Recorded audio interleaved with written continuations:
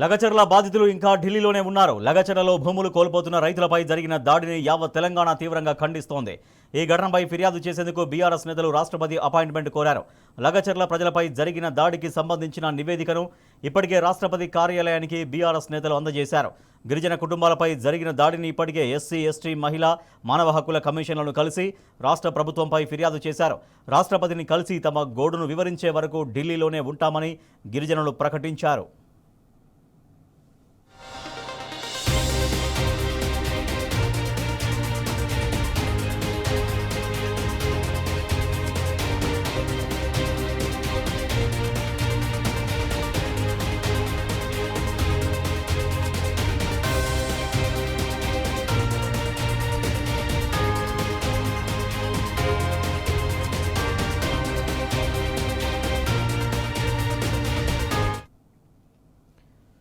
ఢిల్లీలో లగచర్ల బాధితుల ఆందోళన కొనసాగుతోంది.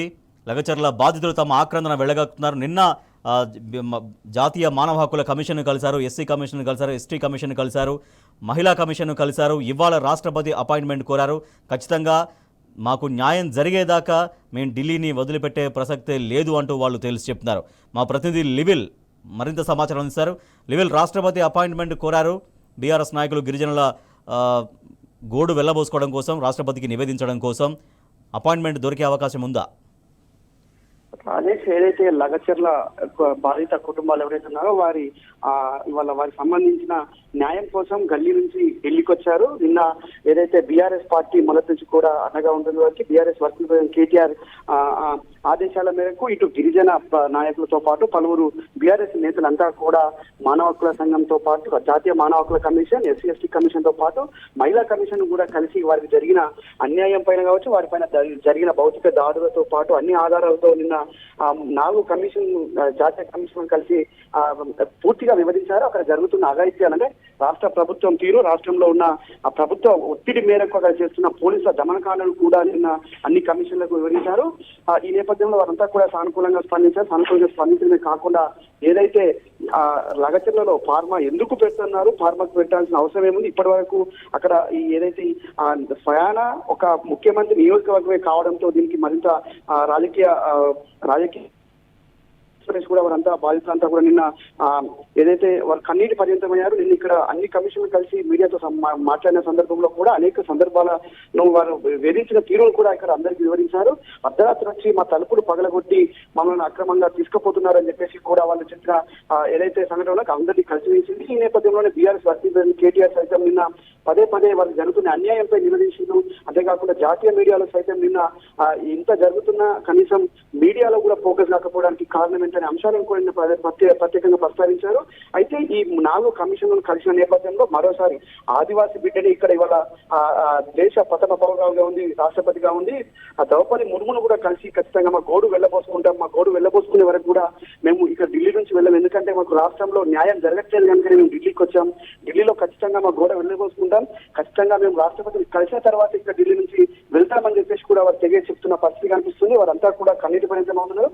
అక్కడికి వెళితే కూడా మేము ఎక్కడ ఉండాలో తెలియదు, మా పిల్లల్ని తీసుకుపోయి మా భర్తలను తీసుకుపోయి జైల్లో పెట్టారు, మేమేమో రోడ్ల మీదకి వచ్చాము, ఇవాళ మా పిల్లలు ఇంకా ఎంతమంది ఎక్కడున్నారో, ఏ జైల్లో ఉన్నారో, జైల్లో ఎక్కడ ఉన్నారో కూడా చెప్పట్లేదు పరిస్థితి. కాబట్టి మేము అక్కడ ఉన్నా ఇక్కడ ఉన్నా ఒకటే మా బతుకు, ఖచ్చితంగా మేము రాష్ట్రపతి కలిసిన తర్వాత మేము ఇక్కడికి వెళ్తామని చెప్పారు. ఈ సందర్భంలోనే BRS party working president KTR ఆదేశాల మేరకు ఇక రాజ్యసభ ఎంపీలతో పాటు మాజీ మంత్రి ఎమ్మెల్యే సత్యవతి రాథోడ్, పలువురు మాజీ ఎమ్మెల్యేలు సైతం అపాయింట్మెంట్ కోరారు ఇప్పటికే. అయితే రాష్ట్రపతి అపాయింట్మెంట్ కి సంబంధించి రాష్ట్రపతి కార్యాలయంతో వారితో ఏదైతే ఆధారంతో సహా ఇప్పటికీ రాష్ట్రపతి కార్యాలయానికి ఏదైతే అందించారో అవన్నీ ఇంకెవరెవరిని కలవబోతున్నారు? నిన్న అనేక కమిషన్లు కలిసారు, ఎస్సీ కమిషన్, ఎస్టీ కమిషన్, మహిళా కమిషన్, తర్వాత మానవ హక్కుల కమిషన్ కలిసారు. ఇవాళ కేవలం రాష్ట్రపతి అపాయింట్మెంట్ అయినా ఇంకా వేరే ప్రోగ్రామ్స్ ఏమన్నా తీసుకున్నారా వాళ్ళు?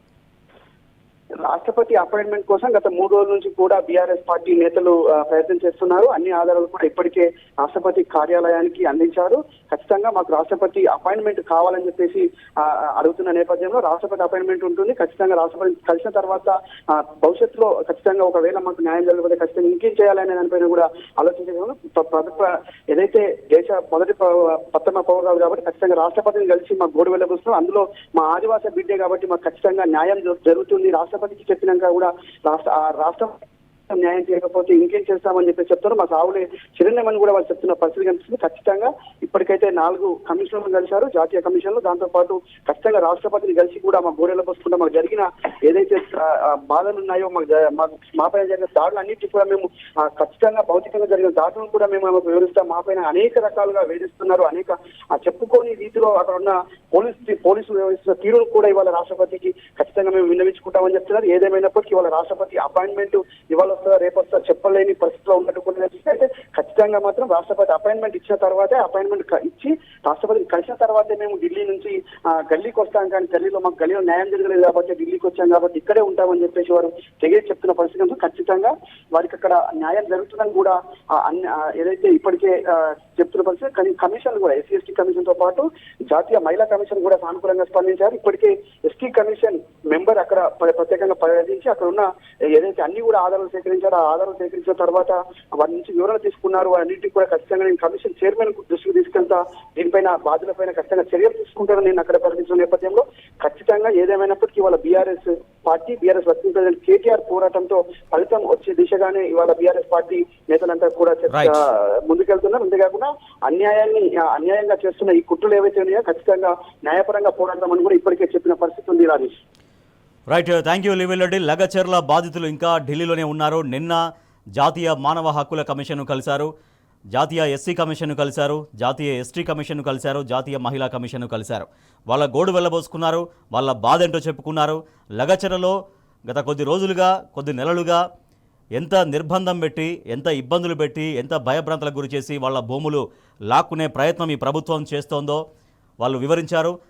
దాంట్లో భాగంగా మొన్న లగచర్లలో జరిగిన ఘటన నేపథ్యంలో వాళ్ళ భర్తల్ని లేకపోతే వాళ్ళ కొడుకుల్ని వాళ్ళ పిల్లల్ని ఎట్లా ఇబ్బందులు పెట్టారు, వాళ్ళ జైళ్ళల్లో వేసి రిమాండ్కు తరలించి వాళ్ళని ఎంత చిత్రహింసలు పెట్టారో వాళ్ళు తమ బాధ నిన్న వెళ్ళబోసుకున్నారు. అయితే ఇవాళ కూడా ఇంకా ఢిల్లీలోనే ఉన్నారు. రాష్ట్రపతి అపాయింట్మెంట్ కోరారు. రాష్ట్రపతి అపాయింట్మెంట్ వస్తే రాష్ట్రపతిని కూడా కలిసి తమ బాధ చెప్పుకోవడం కోసం లగచర్ల బాధితులు ఢిల్లీలో ఉన్నారు. బీఆర్ఎస్ పార్టీ మొదటి నుంచి బాధితుల పక్షాన నిలుస్తోంది. బీఆర్ఎస్ పార్టీ నాయకుల బృందం అంతా కూడా ఢిల్లీలోనే ఉంది. రాష్ట్రపతి అపాయింట్మెంట్ కోరింది బీఆర్ఎస్ నేతల బృందం. రాష్ట్రపతి అపాయింట్మెంట్ వస్తే లగచర్ల బాధితులు తమ బాధ రాష్ట్రపతి దృష్టికి తీసుకెళ్తారు. నిన్న దేశ రాజధాని ఢిల్లీ వేదికగా నిన్న ప్రెస్ మీట్లో బీఆర్ఎస్ వర్కింగ్ ప్రెసిడెంట్ కేటీఆర్ ఎండగట్టారు ప్రభుత్వ వైఖరిని. లగచర్ల బాధితులను ఎట్లా ఇబ్బంది పెడుతోంది, గత కొద్ది నెలలుగా వాళ్ళు భూములు ఇవ్వమని చెప్పినా కూడా ఎట్లా భయభ్రాంతులకు గురి చేస్తున్నారు, ఎట్లా వేధిస్తున్నారు, ఎట్లా అక్రమ కేసులు పెడుతున్నారు అనేది ఢిల్లీ వేదికగా నిన్న ప్రశ్నించారు. ఇంత జరుగుతున్నా కూడా కాంగ్రెస్ పరిపాలిత రాష్ట్రమైన తెలంగాణలో ఇంత జరుగుతున్నా కూడా కాంగ్రెస్ అగ్రనేత అయినటువంటి రాహుల్ గాంధీ ఎందుకు మాట్లాడట్లేరు, ప్రధానమంత్రి మోడీ ఎందుకు మౌనంగా ఉన్నారు, జాతీయ స్థాయిలో ఇంత ఇష్యూ మేము దేశ స్థాయిలో ఇక్కడ అడ్రస్ చేస్తున్నా కూడా ఎందుకు స్పందించట్లేరు, మారణహోమాలు జరిగితే తప్పించి ఎవరు స్పందించరా అంటూ చాలా స్ట్రైట్గా చాలా ఘాటుగా ప్రశ్నించారు BRS working president KTR Rahul గాంధీని, అట్ ద సేమ్ టైం ప్రధానమంత్రి నరేంద్ర మోడీని. సో దాంట్లో భాగంగా లగచర్ల పోరాటం కొనసాగుతుంది. ఇవాళ రాష్ట్రపతి అపాయింట్మెంట్ వస్తుందనే ఒక ఆశాభావం అయితే ఉంది. రాష్ట్రపతి అపాయింట్మెంట్ వస్తే రాష్ట్రపతిని కలిసి తమ గోడు వెళ్లబోసుకోబోతున్నారు లగచర్ల బాధితులు.